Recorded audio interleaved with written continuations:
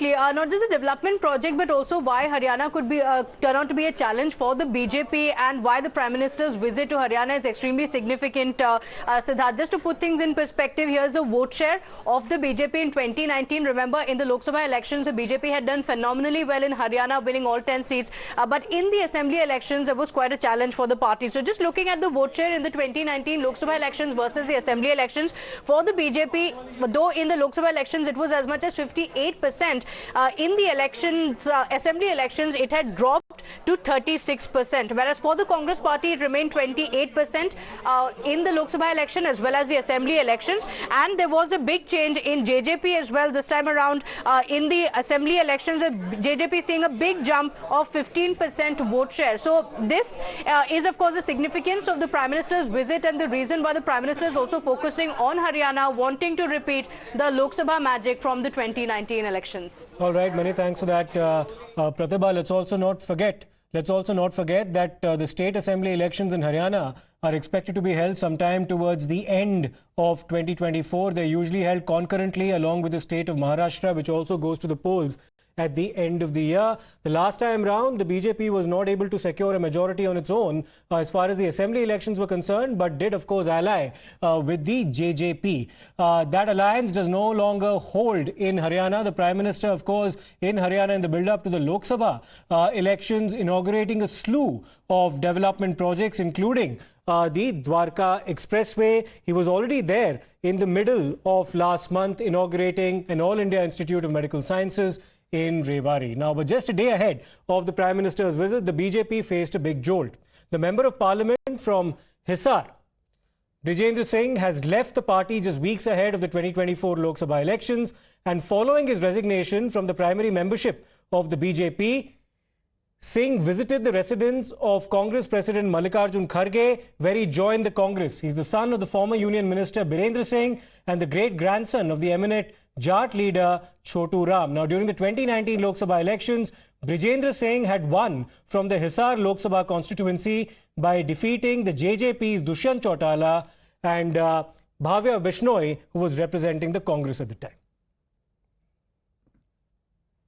भाजपा से इस्तीफा देके कांग्रेस में शामिल हो रहा हूं। इसके लिए मैं कांग्रेस के पूरे नेतृत्व का आभार व्यक्त करता हूं कि इन्होंने मुझे अपनी पार्टी में स्थान दिया। इसके साथ साथ मैं ये ज़रूर कहना चाहूँगा कि मेरे 5 साल का जो लोकसभा का कार्यकाल रहा, उसके लिए मैं आदरणीय प्रधानमंत्री जी का और पार्टी का बहुत आभारी हूँ कि मुझे उन्होंने एक मौका दिया। लेकिन कुछ राजनीतिक कारण ऐसे थे काफ़ी समय से जो बन रहे थे, असहजता के कारण मुझे ये निर्णय लेना पड़ा।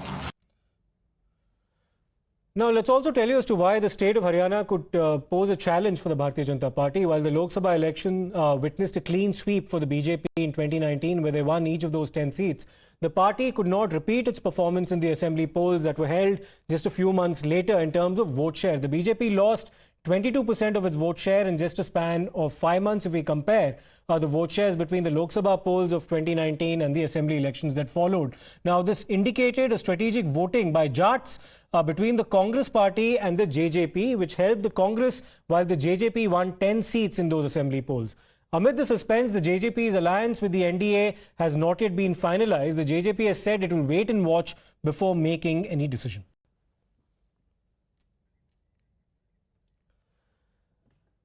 So we'll, of course, turn our attention back now to the Prime Minister's inspection of development projects being inaugurated in the state of Haryana.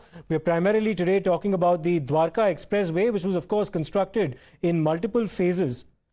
Let's also, in fact, go across to my colleague Pulkit, who sent us this report from the expressway.